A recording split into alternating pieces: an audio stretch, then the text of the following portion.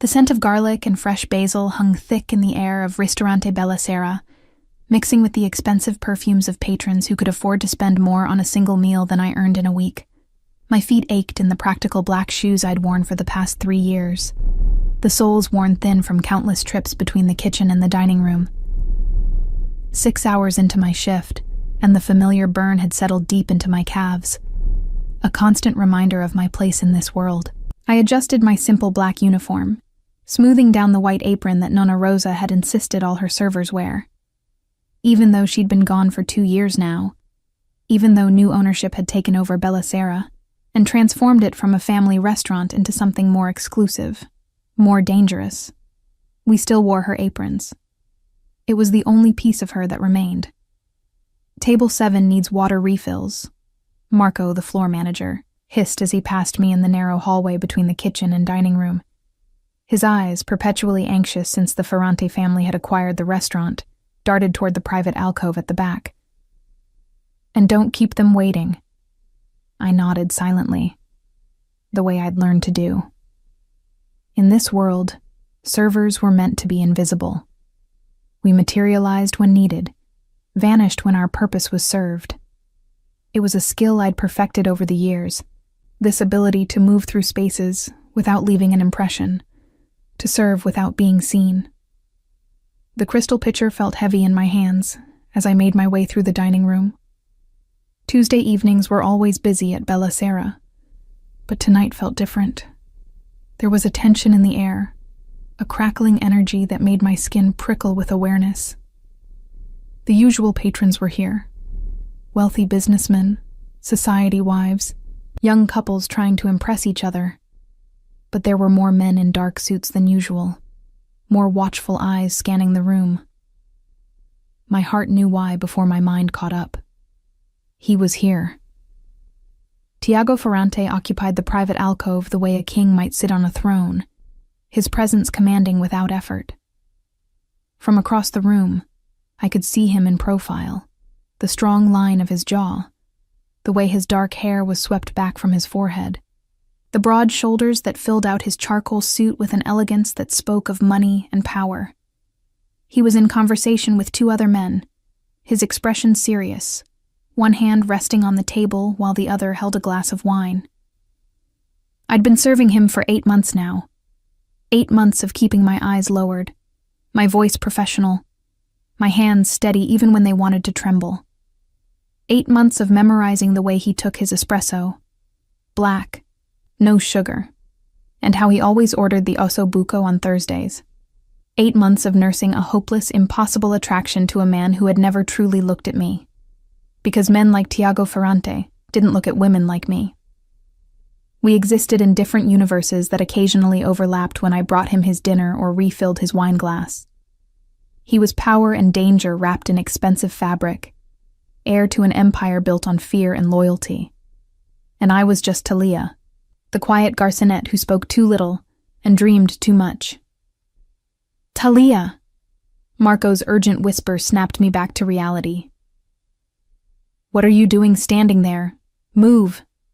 I forced my feet forward, approaching table 7 with the practiced grace Nonna Rosa had taught me. The elderly couple smiled warmly as I refilled their glasses, thanking me in heavily accented English. They were tourists, I guessed, drawn to Bella Sera by its reputation, unaware of the true nature of the men who now owned it. As I worked through my tables, I felt the weight of memory pressing on my chest. Nonna Rosa had found me when I was 16, a runaway from a group home with no family, no future, no hope. She'd given me a job washing dishes, taught me Italian and then Sicilian, the old dialect from her village in the mountains. She'd fed me, clothed me, loved me like the granddaughter she'd never had.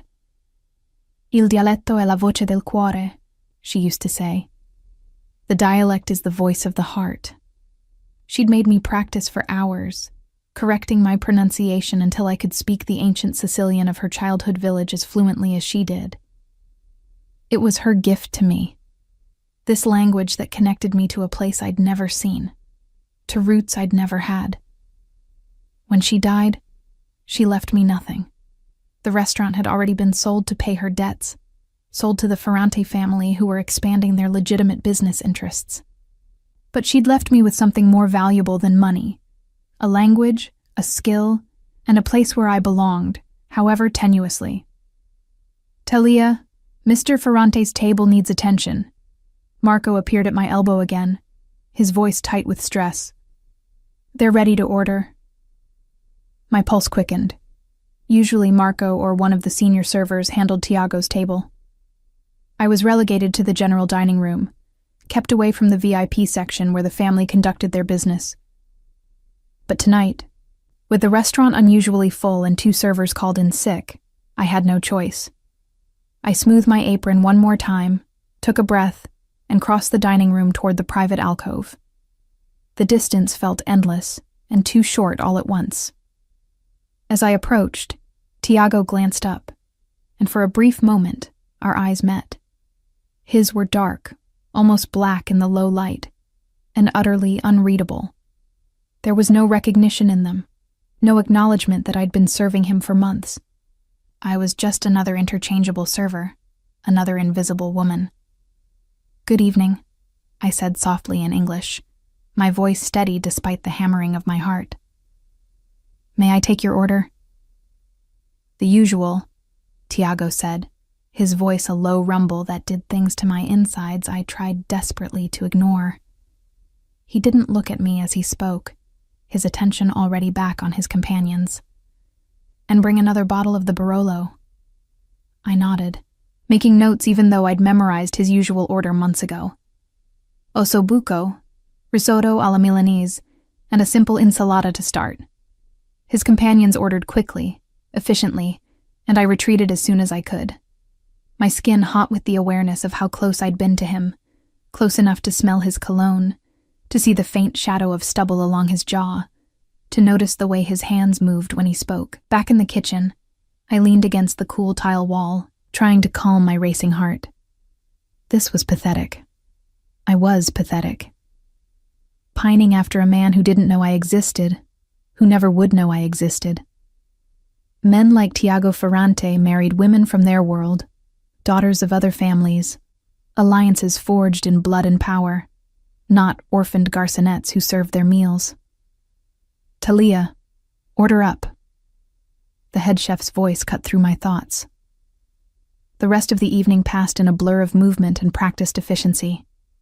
I served Tiago's table twice more, bringing courses and clearing plates, always keeping my eyes lowered, always maintaining the invisible barrier between server and patron. He never looked at me, not once. It was past 11 when Marco pulled me aside, his face pale with anxiety. "Mr. Ferrante's father is arriving tomorrow," he said in a low voice. "From Sicily, the Don himself." A chill ran down my spine. Everyone knew about Tommaso Ferrante, the patriarch who still ruled the family from his stronghold in the Sicilian mountains. The man they called O Padrino, whose word was law, whose displeasure meant death. "Why are you telling me this?" I asked, though I already knew the answer from the fear in Marco's eyes. "Because he'll be dining here tomorrow night, in the private alcove, and he's—" Marco swallowed hard. "He's very particular about service, very particular about respect. One wrong move, one perceived slight, and—" He didn't finish the sentence. He didn't need to. "I understand," I said quietly. "Good. Make sure you do." He started to walk away, then paused. "And Talia? Don't speak unless spoken to. Don't look directly at him. Don't do anything that might draw attention. With men like the Don, invisibility is your best protection."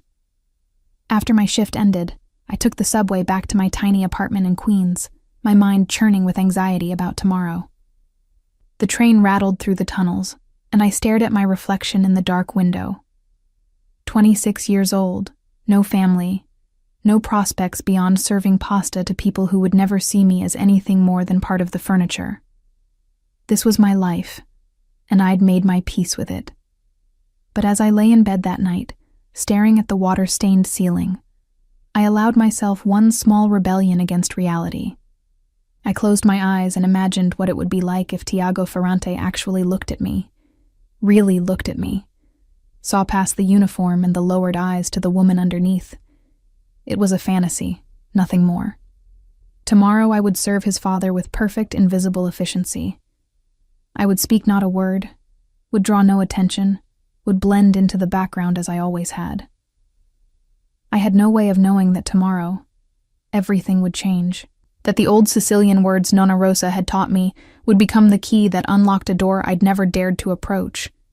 That invisibility, my greatest protection, would shatter in an instant. Tomorrow, Tommaso Ferrante would arrive, and nothing would ever be the same. The scent of garlic and fresh basil hung thick in the air of Ristorante Bella Sera, mixing with expensive perfumes of patrons who could afford more on a single meal than I earned in a week. My feet ached in practical black shoes, the soles worn thin from countless trips between kitchen and dining room. 6 hours into my shift, and the familiar burn had settled deep into my calves. I adjusted my simple black uniform, smoothing the white apron that Nonna Rosa had insisted all her servers wear. Even though she'd been gone 2 years, even though new ownership had transformed Bella Sera from family restaurant into something more exclusive, more dangerous, we still wore her aprons, the only piece of her that remained. "Table 7 needs water refills," Marco, the floor manager, hissed as he passed. His eyes, perpetually anxious since the Ferrante family acquired the restaurant, darted toward the private alcove. "Don't keep them waiting." I nodded silently. In this world, servers were invisible. We materialized when needed, vanished when our purpose was served. A skill I'd perfected over years. The crystal pitcher felt heavy as I moved through the dining room. Tuesday evenings were always busy, but tonight felt different. Tension crackled in the air, making my skin prickle. More men in dark suits than usual, more watchful eyes scanning the room. My heart knew why. He was here. Tiago Ferrante occupied the private alcove like a king on a throne, his presence commanding without effort. I could see him in profile, strong jaw, dark hair swept back, broad shoulders filling his charcoal suit with elegant power. He was in conversation with 2 men, expression serious, one hand resting on the table. I'd been serving him for 8 months. 8 months of keeping my eyes lowered, voice professional, hands steady even when they wanted to tremble. 8 months of memorizing how he took his espresso, black, no sugar, and that he always ordered osso buco on Thursdays. 8 months of nursing a hopeless attraction to a man who had never truly looked at me. Because men like Tiago Ferrante didn't look at women like me. We existed in different universes that occasionally overlapped when I brought his dinner or refilled his wine. He was power and danger in expensive fabric, heir to an empire built on fear and loyalty. And I was just Talia, the quiet garçonette who spoke too little and dreamed too much. "Talia!" Marco's urgent whisper snapped me back. "Move." I approached table 7 with practiced grace Nonna Rosa had taught me. The elderly couple smiled as I refilled their glasses, thanking me in heavily accented English. Tourists drawn by Bella Sera's reputation, unaware of the true nature of the men who now owned it. As I worked through my tables, memory pressed on my chest. Nonna Rosa had found me at 16, a runaway from a group home with no family, no future, no hope. She'd given me a job washing dishes, taught me Italian and then Sicilian, the old dialect from her village in the mountains. She'd fed me, clothed me, loved me like the granddaughter she'd never had. Il dialetto è la voce del cuore, she used to say. The dialect is the voice of the heart.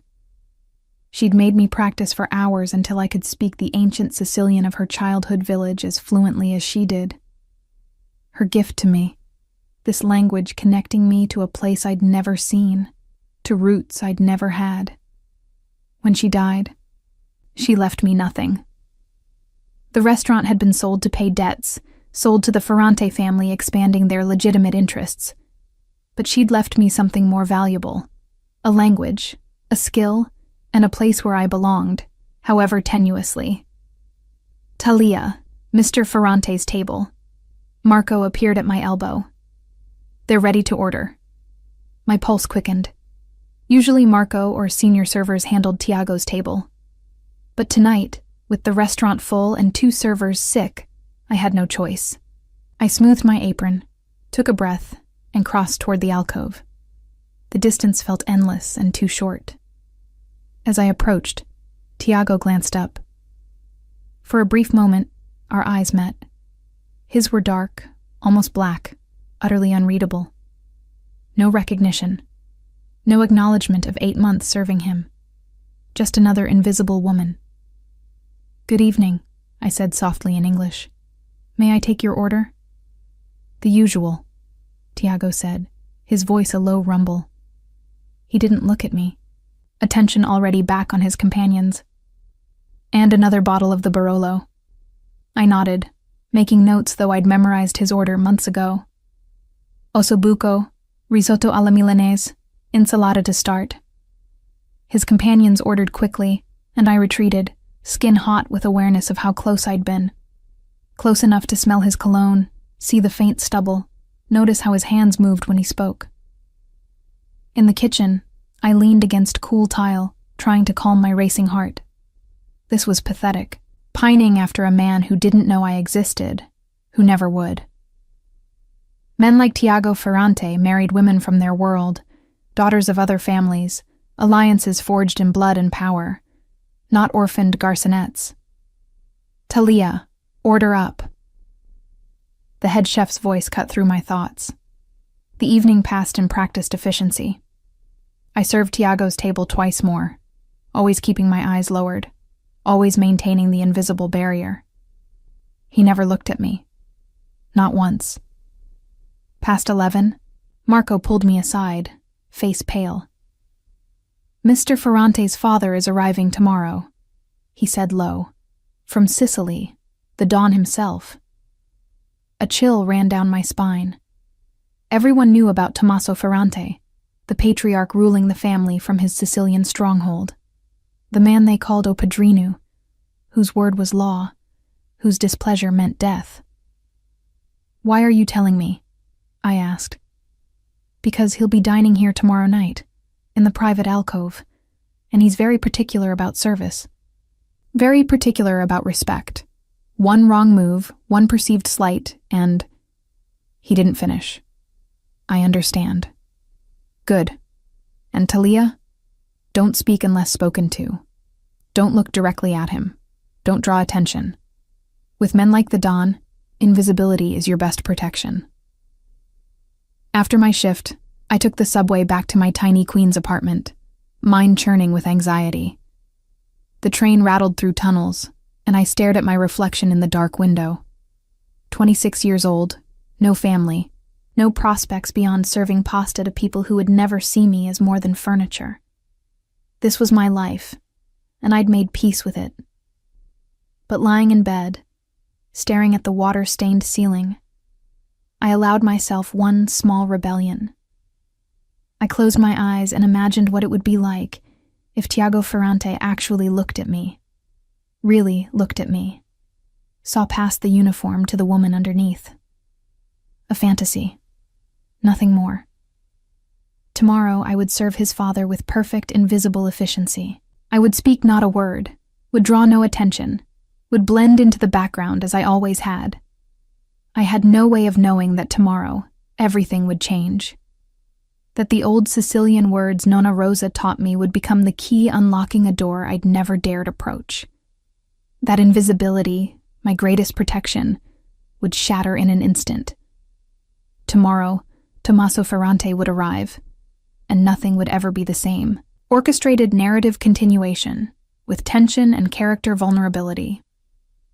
The next evening, Bella Sera transformed into something I'd never seen before. The usual Tuesday crowd had been replaced entirely by men in dark suits, their faces hard and watchful. Every table in the main dining room was occupied by members of the Ferrante organization, their low conversations creating a buzz of tension that made the air feel electric. Marco had been a nervous wreck all day, barking orders at the staff with unusual harshness, checking and rechecking every detail. The private alcove had been prepared with meticulous care. Fresh flowers, the finest linens, crystal glasses that sparkled under the low lighting. Everything had to be perfect for the Don's arrival. I'd dressed with extra care, making sure my uniform was spotless, my hair pulled back in a neat bun, my hands scrubbed clean. Invisibility was my goal, as it always was. But tonight it felt more crucial than ever. One misstep could be dangerous in ways I didn't want to contemplate.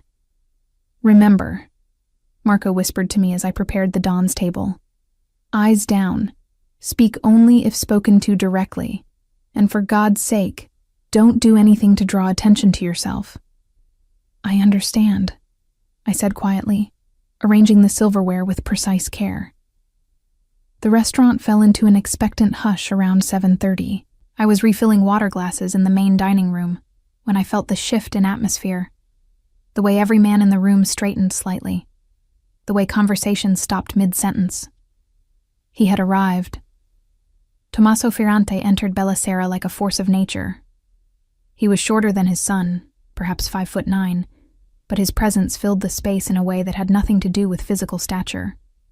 His hair was silver white, swept back from a face that was deeply lined but still handsome, weathered by decades of Sicilian sun and the weight of command. He wore a simple black suit that probably cost more than I made in a year, and his dark eyes, so like Tiago's, swept the room with the sharp assessment of a man who missed nothing. Tiago walked beside him, and for the first time since I'd known him, I saw something in Tiago's bearing that approached deference. He guided his father toward the private alcove, speaking to him in low Italian that I couldn't quite catch from across the room. Behind them came an entourage, bodyguards, advisors, men whose roles I could only guess at. They filed into the restaurant with military precision, some taking seats at nearby tables, others positioning themselves at strategic points around the room. Marco rushed forward to greet them, his face pale with nervous respect. I stayed in the main dining room, serving the other tables, watching from a distance as Tommaso settled into the alcove. Even from across the room, I could feel the weight of his presence, the way every person in the restaurant was acutely aware of his existence. "Talia?" Marco appeared at my elbow, startling me. "You'll be serving the Don's table." My heart dropped into my stomach. But I thought, "Giovanni called in sick.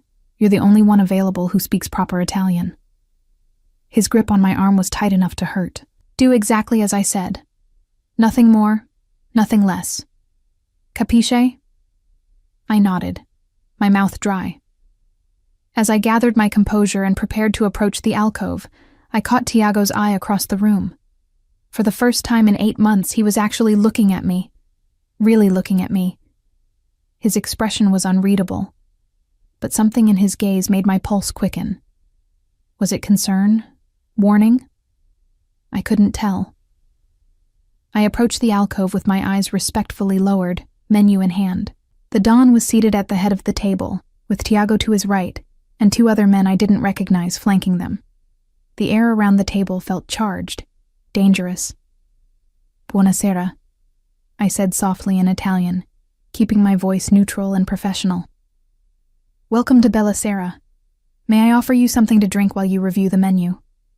Tommaso's response was in rapid Sicilian, not the standard Italian I'd spoken, but the old dialect, the one Nonna Rosa had taught me, the one from her village in the mountains. "Sta bona a roba ca? U piscistoku e frisku?" Is the food good here? Is the fish fresh? My heart stopped. He was testing the staff, seeing if anyone understood the old language. Marco had warned me to speak only if spoken to, but this was a direct question. I had to respond. The question was whether to reveal that I understood or pretend ignorance. Something in me, maybe Nonna Rosa's voice in my memory, maybe just exhaustion from pretending to be invisible for so long, made the decision for me. "È tutto frisco, Don Ferrante," I replied in the same dialect, my accent carrying the exact intonation of his home region. "U piscistoku veni o matinu, como a carni. Ma si vuci o meglio, "Il ragù è fatto come una volta, che ricetta antica. Everything is fresh, Don Ferrante. The fish comes in the morning, like the meat. But if you want the best, the ragù is made the old way, with the ancient recipe." The silence that followed was absolute. Every head at the table turned toward me. Tommaso's eyes, sharp as black diamonds, fixed on me with an intensity that made me want to step back. Tiago had gone completely still, his expression shocked. "Uniu m'imparasti, studiala tu?" Tommaso asked slowly, his voice dangerously soft. "Where did you learn this dialect?" I kept my eyes lowered, my heart hammering. "Rosa Catalano mi insegnò, Don Ferrante. Ida era como na nonna più mia." Rosa Catalano taught me, Don Ferrante. She was like a grandmother to me. Something shifted in Tommaso's face. "Rosa di Corleone? Rosa Catalano di Corleone?" "Sì, Don Ferrante." The Don leaned back in his chair, studying me with renewed interest. When he spoke again, it was in Italian, presumably so the others at the table could understand. Rosa Catalano. I knew her family. Good people. She owned this restaurant? "Yes, sir," I replied in Italian, sensing the shift in conversation. "She passed away 2 years ago. I worked for her since I was 16. And she taught you our dialect, the dialect of Corleone." It wasn't a question. Why would she do this? She said, I hesitated, then continued softly. She said the dialect is the voice of the heart. She had no family left in Sicily, no one to speak it with. So she taught me. Tommaso was quiet for a long moment. Then he turned to his son. "Tiago, you've been eating here for how long?" 8 months, father." Tiago's voice was carefully controlled, but I could hear something underneath. Surprise, maybe, or realization. "And you never mentioned this girl? This girl who speaks the language of our home, who was trained by Rosa Catalano herself." Tiago's eyes met mine, and I saw the truth there. He'd never noticed me. Not once in 8 months. I'd been invisible, just as I'd intended. I wasn't aware. Not aware. Tommaso's voice held a note of disapproval. "You eat in a restaurant where a young woman speaks the dialect of our ancestors with perfect accent, and you don't notice?" He shook his head. "Your grandfather would be ashamed." Then the Don's attention returned to me, and the weight of it made me want to shrink into the floor. "What is your name, girl?" "Talia Oliveira, Don Ferrante." "Oliveira. Portuguese?" "My father was Portuguese. He died when I was very young. My mother, too. I grew up in foster care until Nonna Rosa found me." Something in Tommaso's expression softened almost imperceptibly. "An orphan. Like our people were orphans when we came to this country."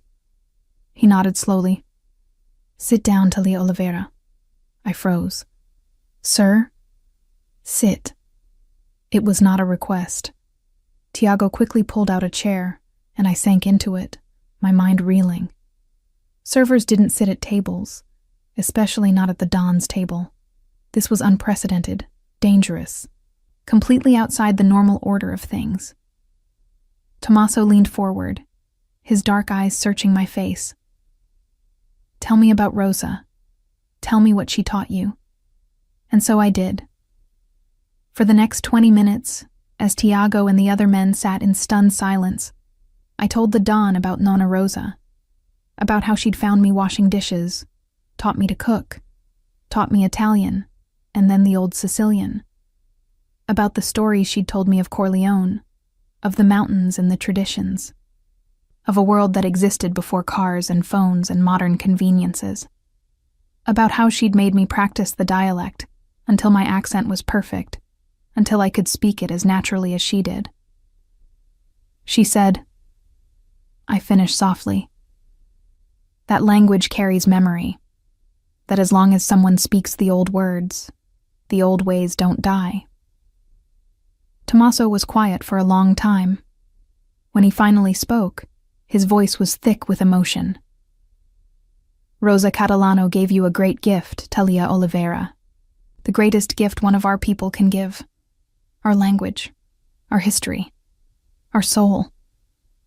He turned to his son. And you, figliu mio, have been blind.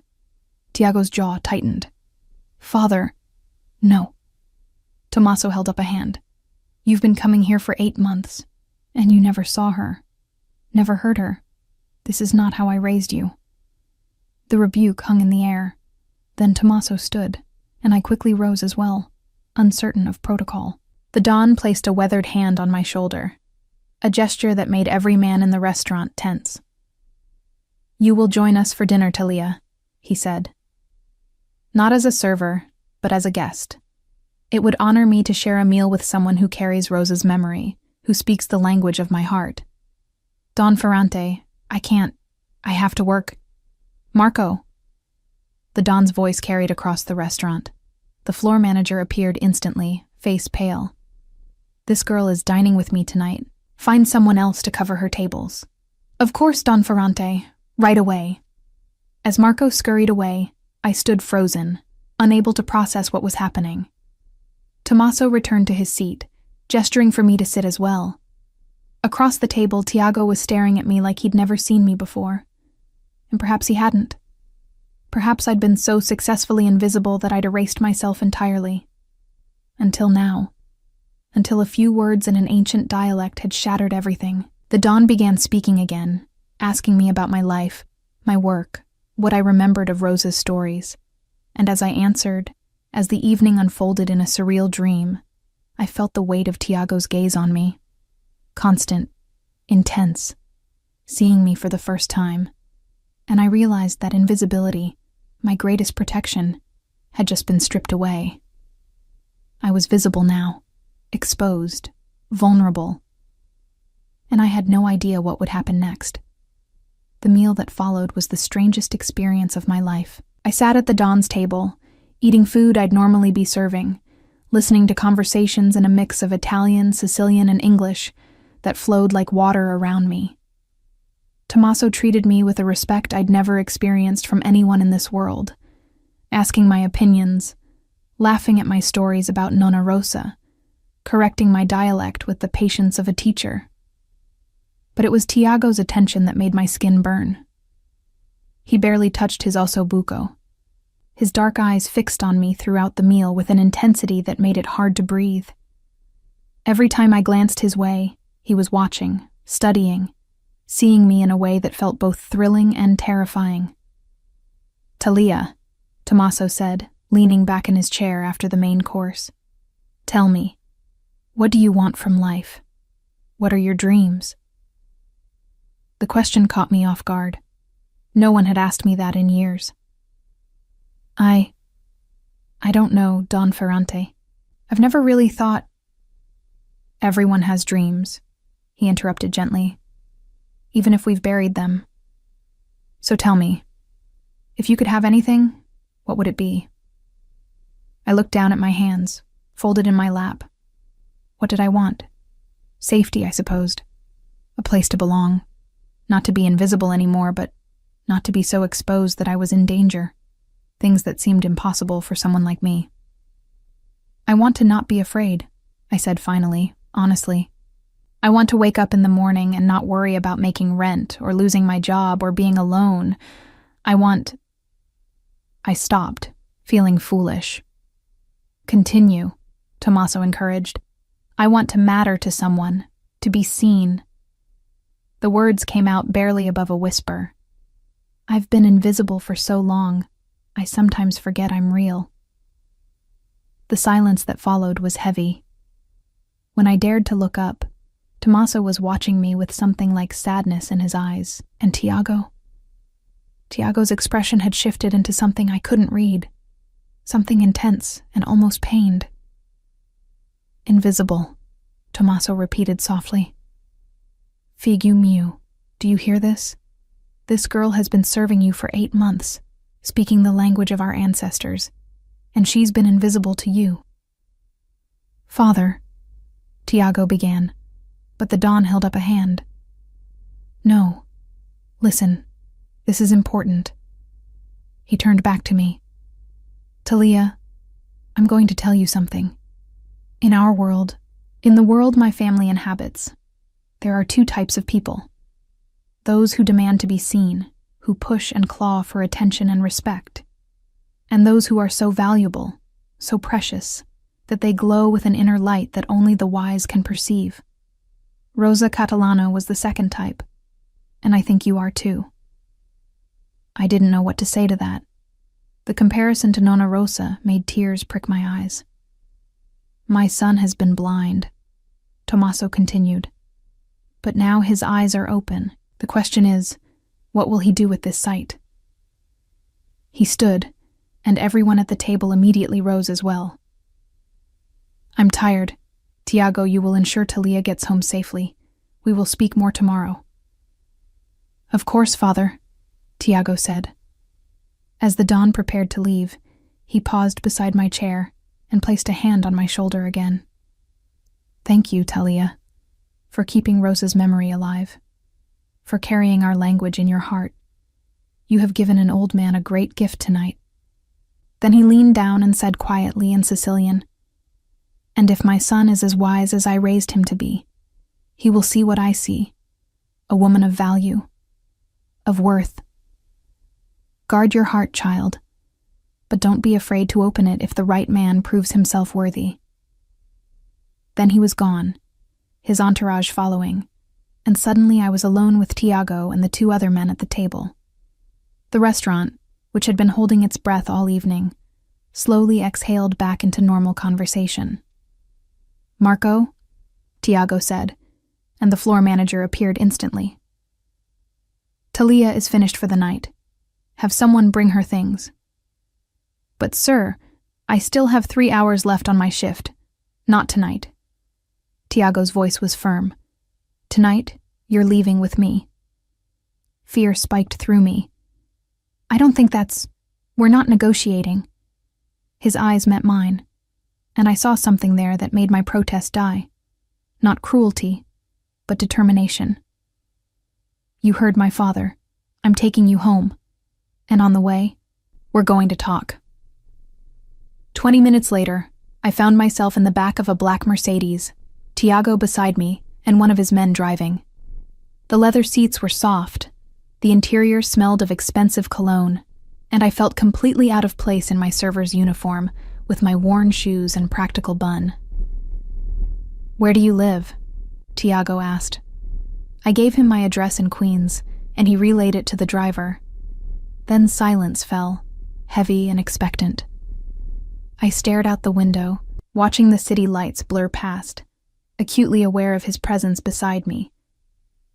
8 months, he said finally. "I've been eating at Bellicera for 8 months and I never noticed you." "You weren't supposed to," I replied quietly. "That's the point. Good servers are invisible. That's not an excuse." His voice was hard with something that might have been anger. At himself, I realized. "Tell me about yourself. Not the version you showed my father. The real version. Why are you working as a server? Rosa clearly thought highly of you.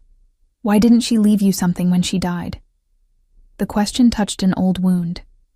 She had debts, medical bills from the cancer. The restaurant was sold before she died to pay them. Your family bought it. "I know, I approved the purchase." He paused. "What I didn't know was that Rosa Catalano's adopted granddaughter came with the building." "I'm not part of the property," I said, a flash of the old defiance rising. "I'm just an employee." "Are you?" His hand moved, and suddenly his fingers were tilting my chin, forcing me to look at him. "Because the way my father looked at you tonight, the way he spoke to you, that's not how he treats employees. That's how he treats family." My breath caught. Up close, Tiago was even more devastating than from a distance. I could see the exact shade of his eyes. Not pure black as I'd thought, but the deepest brown. with flecks of amber. Could see the faint scar on his left eyebrow. Could feel the heat radiating from his body. "Why do you care?"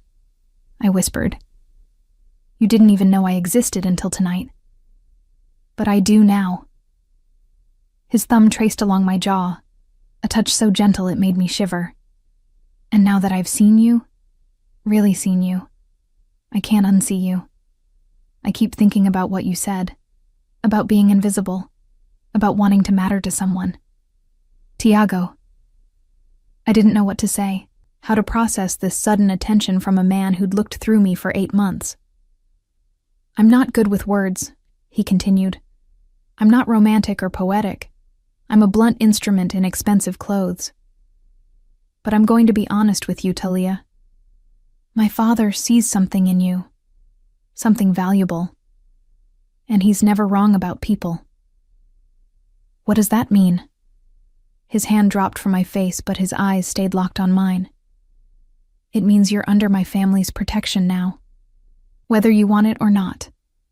My father claimed you tonight when he put his hand on your shoulder. Do you understand what that means in our world?" I shook my head, though fear was beginning to curl in my stomach. "It means you're ours now. Family. Under our care, our responsibility, our protection. No one will touch you. No one will threaten you. You'll want for nothing." He paused. "But it also means you can't just disappear. You can't leave without permission. You're bound to us now." "I didn't ask for that," I said, panic rising. "I just spoke Sicilian. I didn't know." "I know you didn't. But that's how it works. My father doesn't give his regard lightly. When he does, it's permanent." Tiago leaned closer. "So now we need to figure out what to do with you." "I don't want to be a problem to be solved," I said, my voice shaking. "I just want to live my life." "Your life changed tonight, Talia. The moment you opened your mouth and spoke the language of our homeland. You can't go back to being invisible. Not anymore." His expression softened slightly. "But that doesn't have to be a bad thing. Protection isn't a prison. It's safety, security, everything you said you wanted."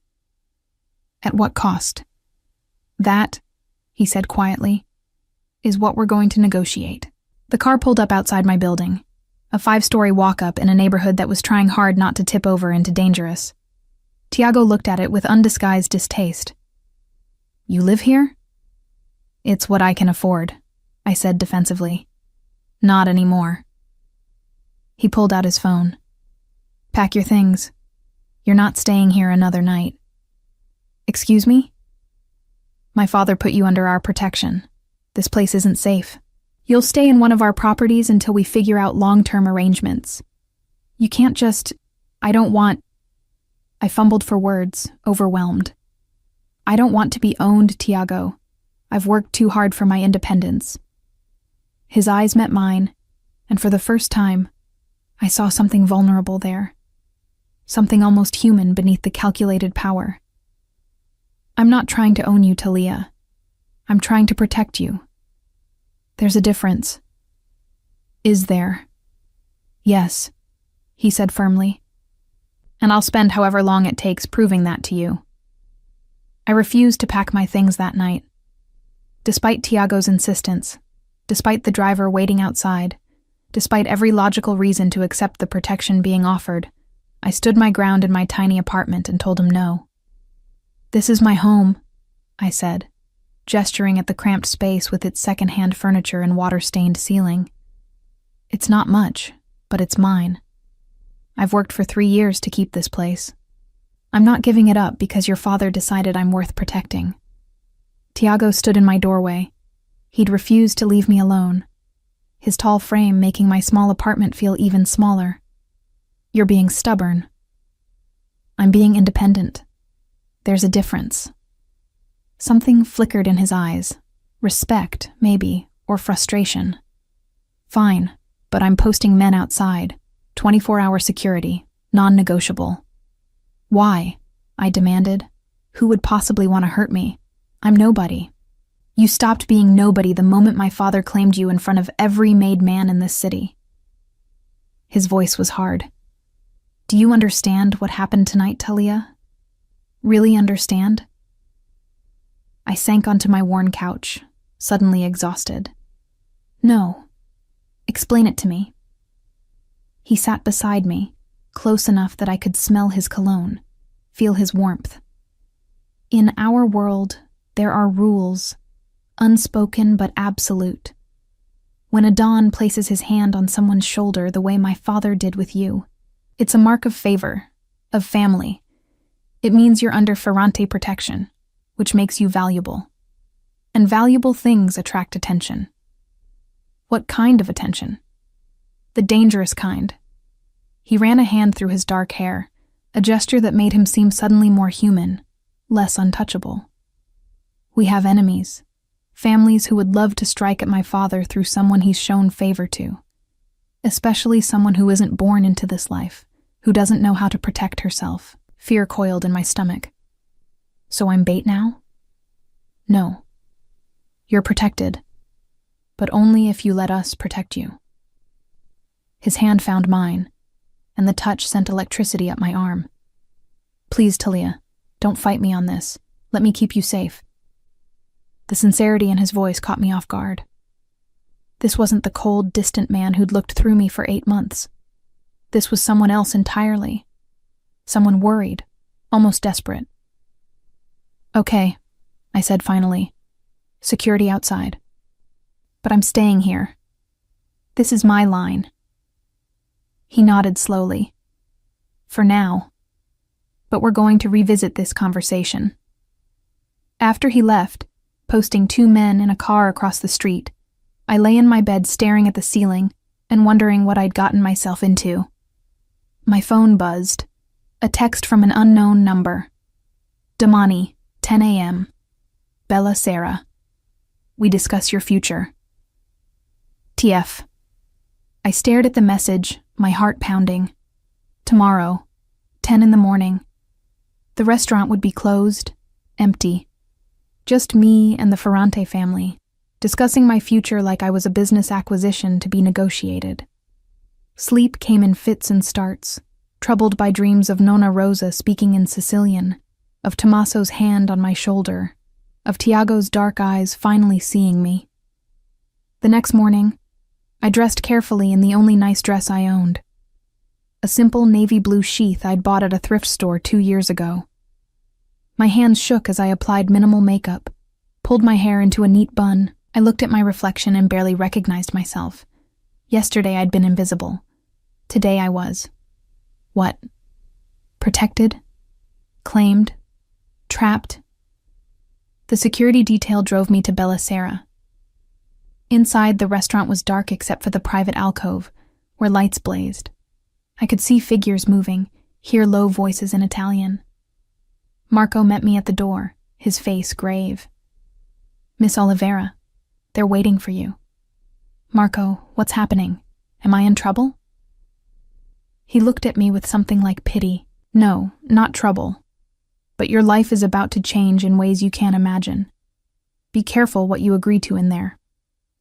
My stomach dropped as I walked toward the alcove. Tommaso sat at the head of the table, Tiago to his right. But there were others too.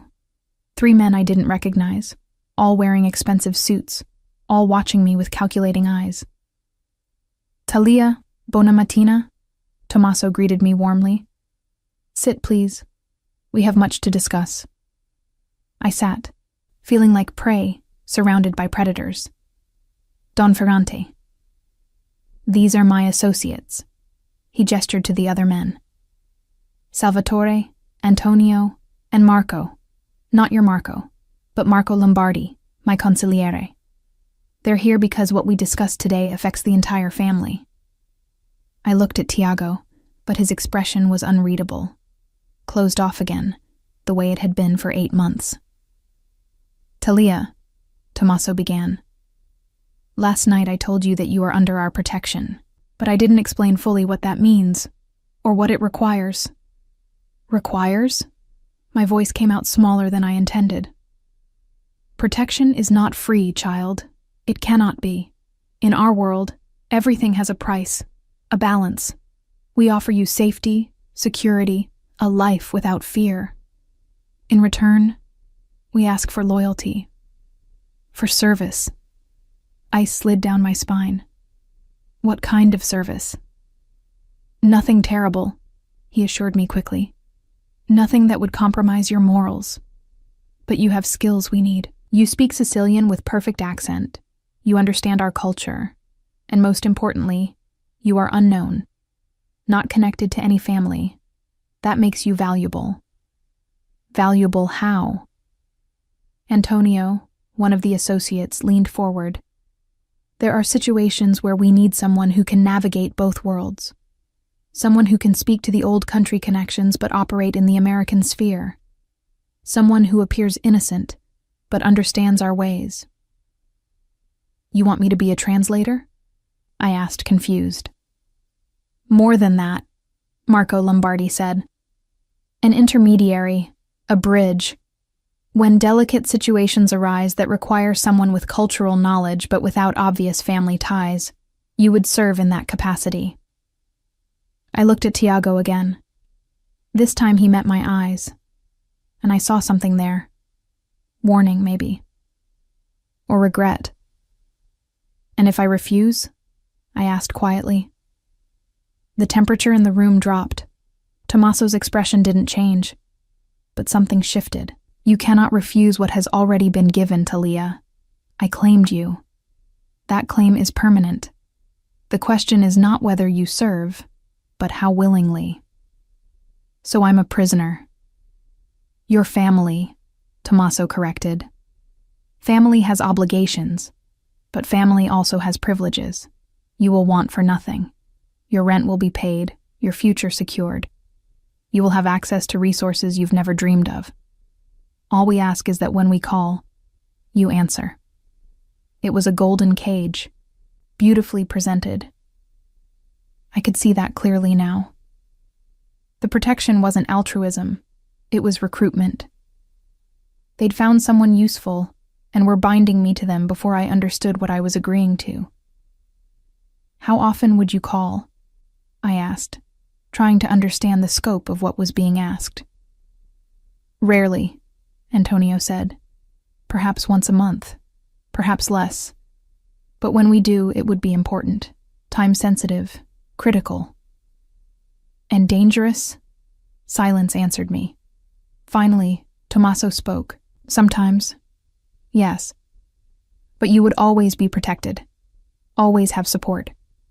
We would never put you in a situation without backup. I stood abruptly, the chair scraping against the floor.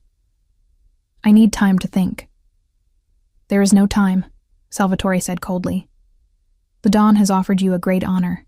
You accept or what? I demanded, finding courage I didn't know I had. You'll kill me? The orphan girl who speaks your dialect? How would that look to the old country connections you're so worried about? Tommaso laughed. Actually laughed. Ah, figlia mia, you have spirit. Rosa taught you well, not just language, but strength. He stood, and everyone else immediately rose. You're right, we won't force you. But understand this. My protection remains whether you actively serve or not. Because I gave my word, and my word is iron. The question is whether you accept the privileges that come with the obligations, or whether you insist on struggling alone while we guard you from the shadows. He moved toward me, and I forced myself not to step back. You have until tomorrow night to decide. Tiago will explain more about what would be asked of you. But know this, Talia Oliveira. I see in you something rare, something precious. Don't waste it on pride. As the Don and his associates left, I found myself alone with Tiago. He hadn't moved from his seat, his dark eyes fixed on me with an intensity that made my skin burn. You should have just agreed, he said finally. I don't like being owned. No one's trying to own you. But his voice lacked conviction. Aren't you? I moved closer to him, anger overriding fear. Your father decides I'm useful, so suddenly I'm family. I'm protected, but I owe service? That's not family, Tiago. That's employment with very violent termination clauses. He stood, towering over me. You don't understand our world. Then explain it to me. Make me understand why I should give up my freedom for your family's protection from threats I didn't have until your father touched my shoulder. Because... He stopped, jaw clenching. Because the alternative is worse. Because now that you've been claimed, every family in this city knows about you. If we withdraw protection, if we let you go back to being nobody, someone will grab you just to spite my father. To prove they can. Do you understand? There's no going back to invisible now. The only choice is who protects you. And I should choose the people who created the problem in the first place? Yes. His hands gripped my shoulders. Because we're the strongest. Because we'll actually keep you safe. Because... He stopped, something raw flashing across his face. Because I won't let anything happen to you.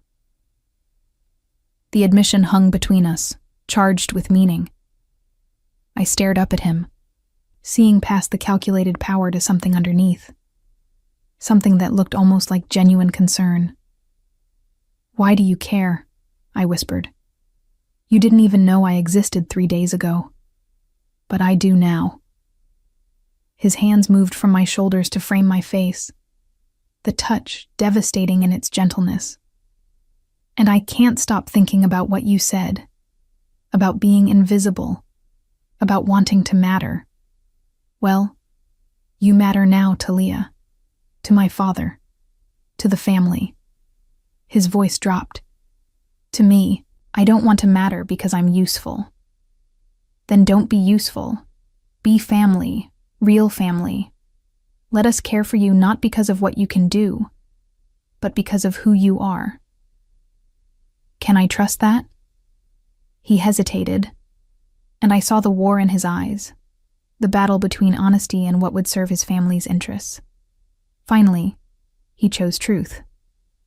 I don't know, but I want you to be able to. I want to prove that this can be more than a transaction. I didn't give Tommaso an answer that day. Or the next. For 3 days, I went about my life as normally as I could, working my shifts at Bella Sera, while Tiago's men watched from the shadows. But everything had changed. Customers looked at me differently now. Marco treated me with careful respect instead of casual authority. Even the kitchen staff seemed wary, as though I'd become something dangerous to touch. Tiago came to the restaurant every evening, not to the private alcove, but to sit at the bar where he could watch me work. It was unnerving, having those dark eyes follow my every movement, but it was also something else. Something that made my heart race, and my hands unsteady when I caught him staring. On the 4th day, everything went wrong. I was finishing my shift, counting tips in the back room, when Marco burst in, his face pale with panic. Talia, you need to leave. Right now, through the kitchen. What? Why? There are men outside, not ours. Calabresi family. His hands shook as he grabbed my arm. They're asking for you, by name. Fear shot through me. The Calabresi were one of the Ferranti's rivals. I'd heard the name whispered in corners, seen the tension when certain people walked into Bella Sera. Why would they? Doesn't matter. Tiago's men are out front, but these guys came in through the alley. You need to go. Now. He pushed me toward the kitchen, but we were too late. 3 men in dark suits blocked the exit, their faces cold and professional. Behind me, I heard the dining room door open, and when I turned, 2 more men were there, cutting off that escape. Talia Oliveira. The largest one spoke, his accent thick with Brooklyn Italian. You're coming with us. She's under Ferrante protection, Marco said, his voice shaking but brave. You can't touch her. Can't we? The man smiled, and it was the most frightening thing I'd ever seen. See, that's the thing about protection. It only works if the protector knows you're in danger, and right now, we're just having a conversation. Right, Miss Oliveira. I understood immediately. If I screamed, if I fought, they'd hurt Marco. Maybe worse. These men had come prepared, had planned this carefully.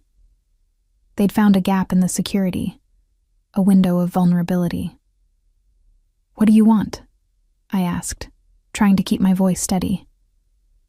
"Just to talk. About your relationship with Tommaso Ferrante. About what services you might provide to our family instead." He moved closer. "See, we hear the old Don has taken a special interest in you. That's unusual. Makes us curious about why. I'm just a server. Just a server who speaks the old dialect, who sits at the Don's table, who has Tiago Ferrante watching her like she's made of gold." His eyes traveled over me, assessing. "No, you're something more, and we want to know what." One of the other men grabbed my arm, his grip bruising. "Let's continue this conversation somewhere private." "Take your hands off her." Tiago's voice cut through the tension like a blade. He stood in the kitchen doorway, and he wasn't alone. 4 men flanked him, all armed, all ready. But the Calabrese men didn't release me. Instead, the one holding my arm pulled me closer, and I felt something cold and hard press against my ribs. A gun. "Ferrante," the leader said calmly. "This doesn't concern you. She's under my family's protection. That makes it my concern." Tiago's voice was ice, but I could see the fury in his eyes, the fear. "Let her go and we'll call this a misunderstanding. Keep holding her, and you start a war your family can't win." "A war?" The man laughed. "Over a girl? I don't think so. Your father's getting soft in his old age, Tiago. Claiming orphans, sitting them at his table like their blood. It makes him look weak. Makes your whole family look weak. My father's judgment is not your concern." It is when it affects the balance of power in this city. The gun pressed harder against my ribs. "So here's what's going to happen. We're walking out of here with the girl. We're going to have our conversation. And then maybe we'll return her. If we're satisfied she's just what she appears to be. A nobody who got lucky." I watched Tiago's face, saw the calculation happening behind his eyes. He was weighing options, measuring risks. And I realized with sudden cold clarity that this was a test. Not for me, but for the Ferrante family. The Calabrese were probing their defenses, seeing how far they could push, what they could get away with. And I was the tool they'd chosen. "Tiago," I said softly, and his eyes snapped to mine. "It's okay. I'll go with them. I'll answer their questions. There's nothing to hide." "No." The word was absolute. "You're not going anywhere with them. If I don't, people will get hurt. Marco, your men, me." I tried to sound calmer than I felt. "Let me go. Let me prove there's nothing special about me. Then this ends." "Talia." "Smart girl," the Calabrese leader interrupted. "See, Tiago? She understands reality. Maybe you should listen to her." For a long moment, nobody moved. Then Tiago's expression shifted into something I'd never seen before. Something cold and deadly that made the temperature in the room drop 10 degrees. "You want to know what's special about her?" he asked quietly. "I'll tell you. She's mine." The words hung in the air, weighted with meaning. Not the family's, not his father's. Mine. When you put your hands on her, you put your hands on what belongs to me. When you threaten her, you threaten what I've claimed, and I don't share what's mine. He took a step forward, and every one of his men mirrored the movement. "So here's what's going to happen instead. You're going to let her go. You're going to walk out of here. And you're going to tell your boss that if he wants to test Ferrante resolve, he should try something that doesn't involve the woman I'm going to marry." My heart stopped. "Marry?" The shock of it must have shown on my face, because the Calabrese leader laughed. She doesn't even know, does she? You haven't asked her. I don't need to ask. Tiago's eyes never left the man holding me. She's already mine. Have been since my father put his hand on her shoulder. Since I realized what I'd been too blind to see for 8 months. The question isn't whether she'll marry me. It's whether you're stupid enough to die over her. The gun pressed harder against my ribs, and I gasped. Instantly, every weapon in the room was drawn. Tiago's men aimed at the Calabrese. The Calabrese aimed back. We were one trigger pull away from a bloodbath. Let her go, Tiago repeated, and his voice carried absolute certainty. Or I will kill every single one of you right here, right now, and damn the consequences. You'd start a war over a girl? I'd burn this entire city down for her. The sincerity in his voice was terrifying and thrilling all at once. The man holding me hesitated, and I felt his grip loosen fractionally. He was calculating, weighing whether Tiago meant what he said. Then the kitchen door burst open, and Tommaso walked in.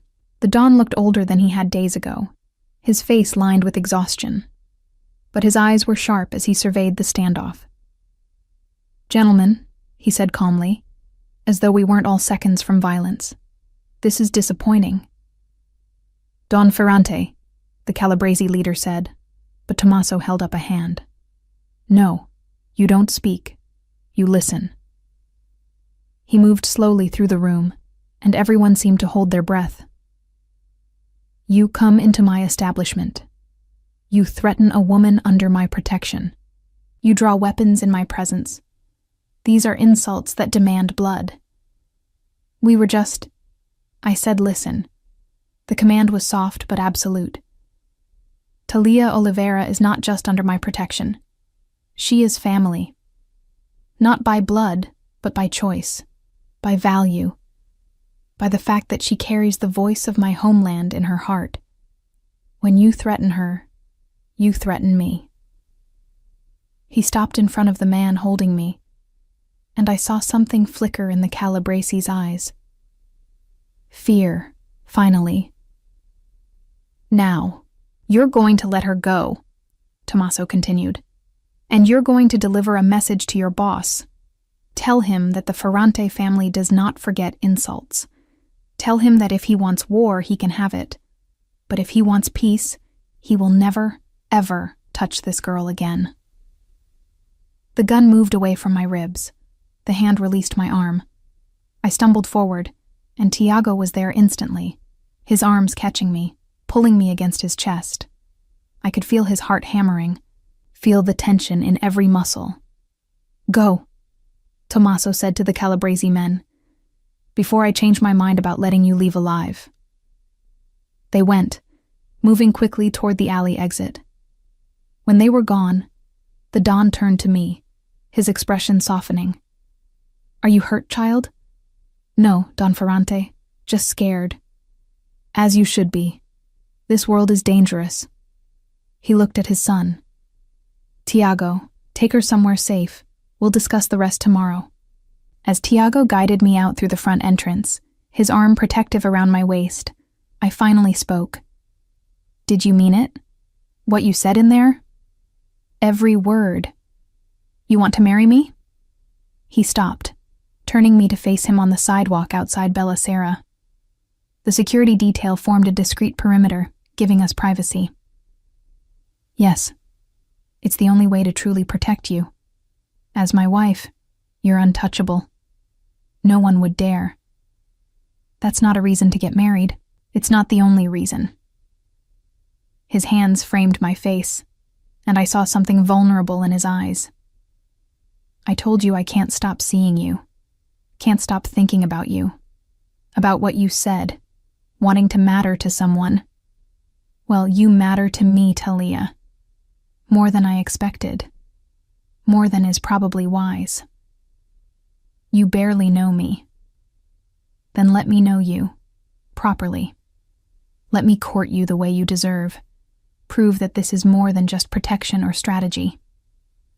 His voice dropped. Let me show you that when I say you're mine, it's not ownership. It's devotion. I should have said no. Should have run from this dangerous, impossible situation. But standing there, with Tiago's hands gentle on my face, and his eyes showing me a future I'd never dared imagine, I found myself saying something else entirely. Okay, court me. Prove it. His smile was slow and devastating. I will. I promise you, Talia Oliveira, I will.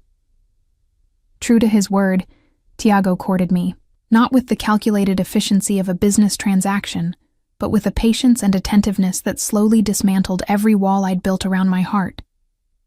He showed up at Bella Sera every evening, but instead of watching from the bar, he waited until my shift ended and took me to dinner. Real dinners, at quiet restaurants where we could talk. He asked about my childhood, my dreams, the stories Nonna Rosa had told me. He listened, really listened, in a way no one ever had before. He brought me books in Italian and Sicilian, rare volumes he must have searched for. So you don't forget the language, he said. But we both knew it was more than that. It was honoring the gift Rosa had given me, acknowledging its value. He introduced me to his world slowly, carefully. Family dinners with Tommaso, where the Don treated me with grandfatherly warmth. Meetings with the other families, where I learned to navigate the complex web of alliances and obligations. He never hid the danger from me, but he also never left me unprotected. And somewhere in those weeks, between shared meals and quiet conversations, and the way he looked at me like I was something precious, I fell in love with him. The realization came one evening 3 weeks after the Calabrese incident. We were in his apartment. He'd finally convinced me to leave my building, though I'd insisted on my own space, and he'd given me a floor in one of his buildings with security but independence. We were cooking together, something that had become our routine. Him attempting Italian recipes while I corrected his technique, both of us laughing at his failures. You're terrible at this, I said, as he somehow managed to burn water for pasta. I'm not used to doing things myself, he admitted, looking so genuinely baffled by the smoking pot that I couldn't help but laugh. What do you usually eat? Whatever my housekeeper makes, or restaurant food. He rescued the pot, dumping the water. I should probably learn, though. If I'm going to convince you to marry me, I should at least be able to feed you. The casual mention of marriage made my heart skip. We hadn't talked about it since that night, though it hung between us like a promise. Is that what you're doing? Convincing me? He set the pot down, turning to face me fully. Every day, with every conversation, every moment we spend together. I'm trying to prove that I see you, Talia. Not what you can do for my family, not how useful you are, but you. And do you see me? Yes. His hands found my waist, pulling me close. I see a woman who's been strong her whole life because she had no choice, who learned to be invisible to survive, who carries the voice of my homeland in her heart, who makes me laugh, who challenges me, who makes me want to be better than I am. Tiago. I'm in love with you, he said simply. I know it's fast. I know we're still learning each other. But it's true. I love you, Talia. And I want to marry you. Not for protection, not for strategy, but because I can't imagine my future without you in it. The words I'd been holding back spilled out. I love you too. His kiss was gentle and fierce all at once, full of promise and possession, and something that felt like coming home. When we finally broke apart, both breathing hard, he rested his forehead against mine. Then marry me. For real this time. Not because my father claimed you or because it's strategic. Marry me because you want to. Yes, I whispered. Yes, I'll marry you. Tommaso insisted we marry in Sicily. In Corleone, he said. In the church where my grandparents married, where Rosa would have wanted to see you wed. The weeks before the wedding were a whirlwind. Tommaso took charge of the planning with the same efficiency he brought to running his empire. Talia would have the wedding she deserved, he declared. The wedding Rosa would have given her if she'd lived. I was measured for a dress, not just any dress, but one commissioned from a designer in Milan. I met Tiago's extended family, cousins and uncles and aunts who flew in from Sicily to meet the American girl who'd captured the Don's heir. They embraced me with warmth that brought tears to my eyes, this instant family I'd never expected to have. You speak like one of us, Tiago's grandmother said in Sicilian when we met.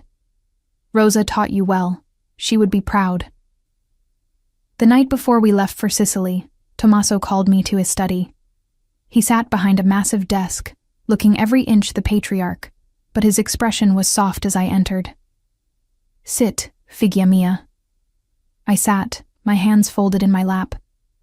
Don Ferrante. Tommaso, he corrected gently. You're about to become my daughter. You should call me by my name. He paused, studying me. Are you happy, Talia? Truly happy? Because if my son has pressured you, if this marriage is not what you want— It's what I want, I interrupted. I love him. I know it happened fast. I know it's complicated. But it's real. Good. He opened a drawer and pulled out a small velvet box. Then I want you to have this. Inside was a ring, not the engagement ring Tiago had given me, but something older. A simple gold band with an inscription in Sicilian. This was Rosa's, Tommaso said quietly. Her wedding ring. She left it with me before she died, made me promise to give it to someone worthy, someone who would honor her memory and carry her gift forward. He met my eyes. That someone is you. Tears spilled down my cheeks. I can't. It's too much. You can and you will. Rosa loved you, Talia. She saw in you what I see: strength, resilience, heart. She would want you to have this. He came around the desk, taking my hand. You asked me once what you could give my family in return for our protection. This is it. Not service or strategy, but this. Keeping our language alive. Teaching it to your children. Making sure the voice of our homeland doesn't die in this new world. I will. I promised. I swear it. Then welcome to the family, daughter. Truly and completely. The wedding took place on a hillside in Corleone, in a small stone church that had stood for 300 years. The October sun was warm on my face as I walked down the aisle on Tommaso's arm. He'd insisted on giving me away. Said it was his right as the one who'd claimed me. The church was packed with people.